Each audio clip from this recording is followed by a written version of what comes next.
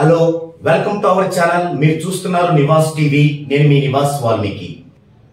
ఈరోజు క్లాసు చాలా బాగా జరిగింది. క్లాస్లో స్టూడెంట్స్ కొన్ని కొత్త విషయాలని అడగటం జరిగింది. అందులో కొన్ని విషయాలు మీరందరూ కూడా తెలుసుకోవాలనే ఉద్దేశంతో వారికి ఆన్సర్ ఇచ్చి మరలా వాటిని అవి బాగా వాల్యూబుల్ కాబట్టి మీకు కూడా అందించే ప్రయత్నం చేస్తున్నాను. అందులో ఒక ప్రశ్న ఏంటంటే, ఫ్యామిలీలో ఎవరికి కరెక్షన్ చేయించుకోవాలి? ఇది ఎన్నోసార్లు చాలా మంది అడుగుతున్న ప్రశ్నే. అయితే అంతకు మించి ఇప్పుడు ఏంటంటే, ఫ్యామిలీలో యజమాని చేయించుకుంటే సరిపోతుంది. ఓకే, మరి యజమాని మాత్రమే చేయించుకుంటే సరిపోతుందా? ఇక్కడ చిన్న వేరియేషన్ ఉంది. యజమాని చేయించుకోవడం, యజమాని మాత్రమే చేయించుకోవడం అంటే ఏమిటంటే, ఇక్కడ యజమాని గనక కరెక్షన్ చేయించుకుంటే ఇతని యొక్క కెరీర్ బాగుంటుంది. ఏంటి ఇతని కెరీరు? ఇతను భార్య, ఇతని పిల్లలు, ఇది ఇతని కెరీర్. మరి అడాల్ట్ అయిన తర్వాత వీరి పిల్లలకు కూడా ఇదే బాగుంటుందా, ఈయనకు చేసిందే బాగుంటుందా అంటే బాగుండదు.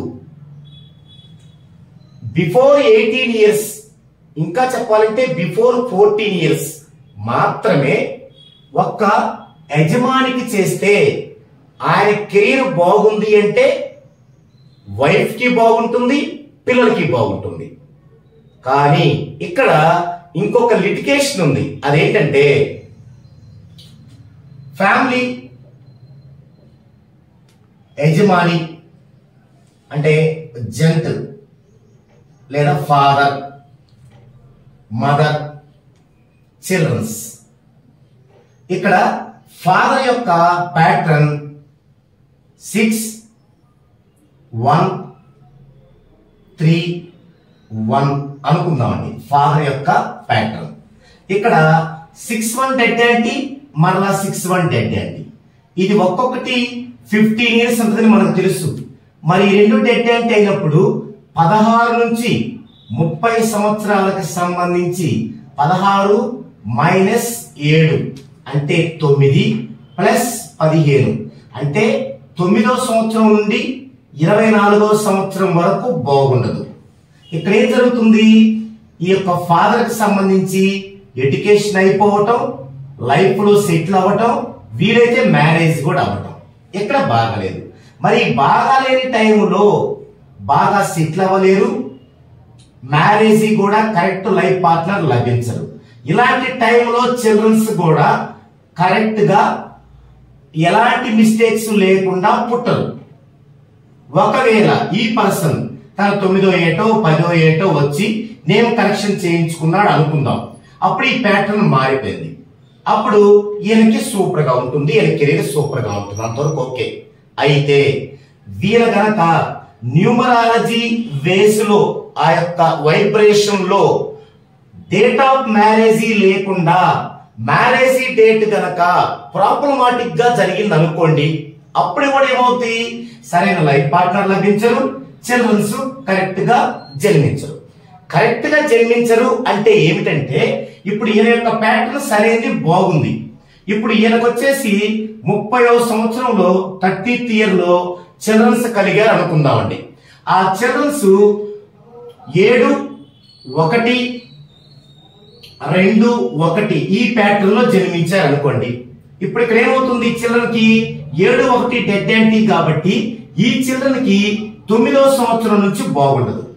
ఇక్కడ 9వ సంవత్సరం చిల్డ్రన్ కు బాగుండదంటే ఆ బాగుండకపోవటం ఎవరికి? యజమానికి. మరి ఇందాకేం చెప్పుకున్నాం మనం? యజమాని ఒక్కరికి బాగుంటే అంతా కరెక్ట్ గా ఉంటది కదా, అంతా కరెక్ట్ గా ఉంటది. అయితే ఇక్కడ యజమాని బాగు ఎంత వరకు, ఈ బాగు ఎంత వరకు 99% బాగుందా, 90% బాగుందా, 70% బాగుందా, 60% బాగుందా? ఈ బాగుండటంలో ఇంత వేరియేషన్ ఉంటుంది. అందుకే మీరు 14 డైమెన్షన్స్ లో నేమ్ కనుక చేసుకోకుండా అలాగా పెట్టుకున్నప్పుడు ఈ వేరియేషన్ ని మీరు రీచ్ అవ్వలేరు. ఇప్పుడు ఈ ఉదాహరణలో తీసుకుంటే యజమానికి బాగుండేలా చేసాం, అయిపోయింది, మ్యారేజ్ చేసుకున్నారు. కాకపోతే సరైన మ్యారేజ్ డేట్ ని ఆయన ఫాలో అవ్వలేదు, అందుకు సంతానం ప్రాబ్లమాటిక్ గా ఉండాల్సి వచ్చినా ఇప్పుడు ఈ సంతానానికి 9వ సంవత్సరం వచ్చింది, 9th year వచ్చింది. అప్పుడు యజమానికి ఎంత? 39th year. ఇక్కడ కనుక ఇతనికి చేసిన 14 డైమెన్షన్స్ లో నేము 99% లో ఉంటే ఈ యొక్క బాబు యొక్క 9th year నుంచి 24 years వరకు బాగుండదు అనే అంశం యజమాని మీద పడదు. పర్ఫెక్ట్ మాట, పడదు. కానీ ఇక్కడ మనం చేసినటువంటి నేమ్ కరెక్షన్ అనేది 14 డైమెన్షన్స్ లో కాకుండా రాజీ పడి ఏదో 1 డైమెన్షన్ 2 డైమెన్షన్ లో చేసి ఇచ్చామనుకోండి, కొంతవరకు బాగుంటుంది. ఎప్పుడైతే ఇక్కడ చిల్డ్రన్ కి 9th year నుంచి బాగోదో, మనం చేసింది 1 డైమెన్షన్ లో 60% 70% కనుక బాగుందనుకోండి యజమానికి, ఇప్పుడు ఈ యొక్క ఎఫెక్ట్ నెగిటివ్ గా అతని మీద పడటం వల్ల ఏమవుతుందంటే స్టార్టింగ్ లో 6131 లో స్టార్టింగ్ లో ఎలా ఉందో ఆ పొజిషన్ చేరిపోతారు. కానీ ఇక్కడేం ఆలోచిస్తారు? నేను నేమ్ కరెక్షన్ చేయించుకున్నాను, రింగు పెట్టుకున్నాను, ఒకప్పుడు బాగా స్టార్ వెళ్ళిపోయింది, ఇప్పుడు ఎందుకు ఇలా జరిగింది అంటారు.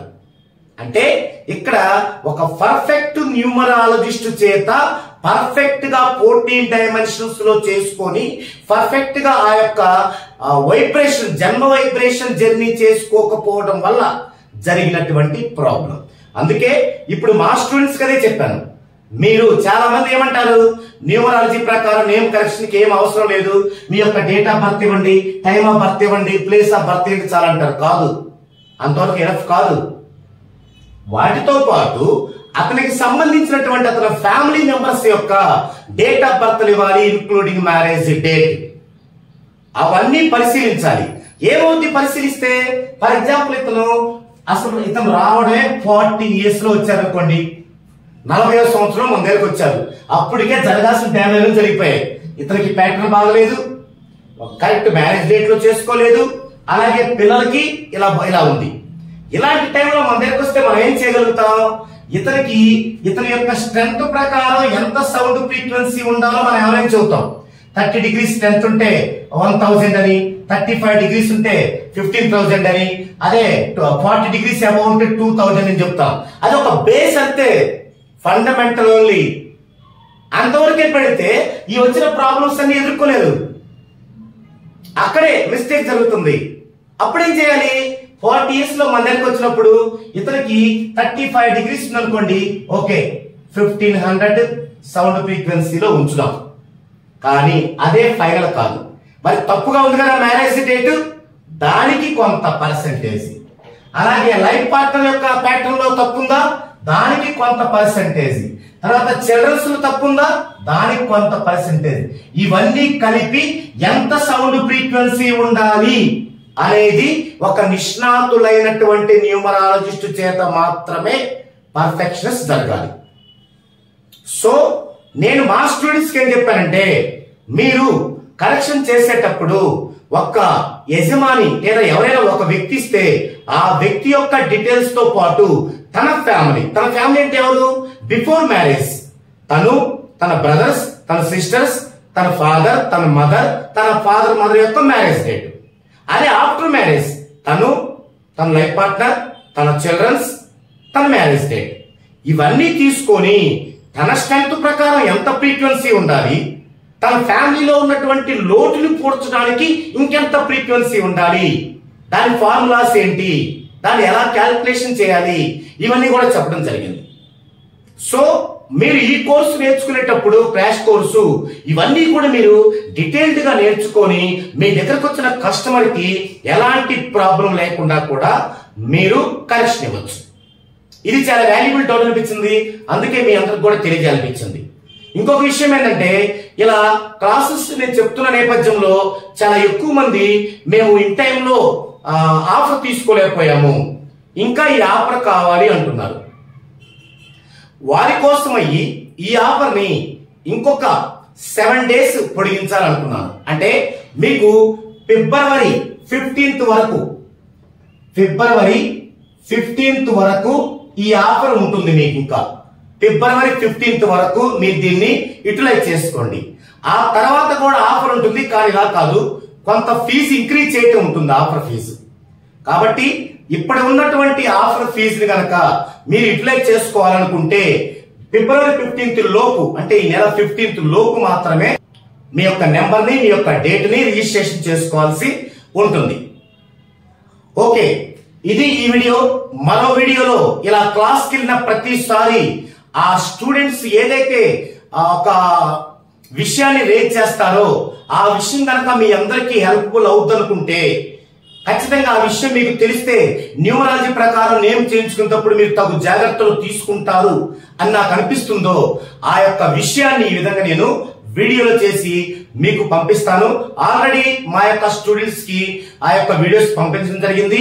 వాటిలో కొన్ని ముఖ్యమైనవి కూడా త్వరలో మీ అందరికీ కూడా యూట్యూబ్ లో పెట్టడం జరుగుతుంది. ఇది ఈ వీడియోలో టాపిక్. మరో టాపిక్ తో మరో వీడియోలో కలుసుకుందాం.